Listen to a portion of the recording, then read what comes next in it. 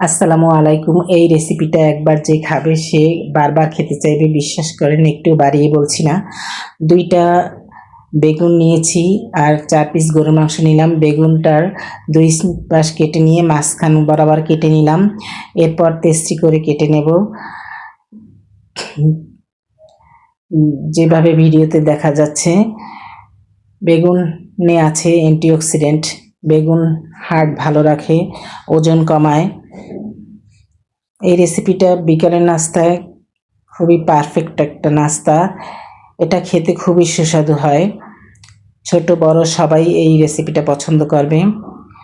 প্রত্যেকটা কামড়ে কামড়ে টেস্ট হয়, যেহেতু গরুর মাংস দেওয়া, গরুর মাংসের কিমা দেওয়া হয়েছে। সবগুলো বেগুন কাটা হলে পর আমি পানি দিয়ে লবণ দিয়ে ভিজিয়ে রাখবো। যদিও 30 মিনিট রাখলে ভালো হয়, কিন্তু আমার হাতে সময় ছিল না, কারণ আমার সাহেব রোজা রেখেছে, তাকে বানিয়ে দেব। এরপর মাংসগুলো ব্লেন্ড করে নিয়েছি। এর ভিতরে আদা বাটা 1 চা চামচ, রসুন বাটা 1 চা চামচ, পেঁয়াজ বাটা 1 চা চামচ, লাল মরিচ গুঁড়া, হলুদ গুঁড়া, জিরা গুঁড়া, পেঁয়াজ কুচি, ধনে পাতা এবং কাঁচামরিচ কুচি, লবণ আর সয়া সস দিলাম 1 চা চামচের মতো। এরপরে মাংসটা ভালো করে মথে নিয়েছি। আর একটা বাটিতে 1.5 চা চামচ বেসন, একটু পানি, একটু লাল মরিচ গুঁড়া এবং 1/2 চা চামচ রসুন দিয়েছি। একটু পাতলা করে ব্যাটারটা গোলাতে হবে।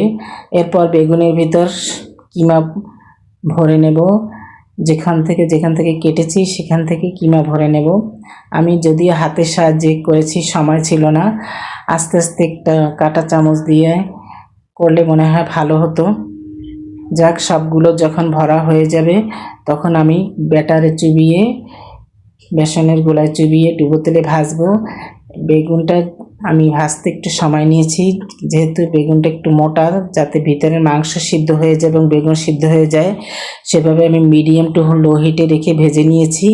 দেখেন, খুব সুন্দর কালার হয়েছে, খেতেও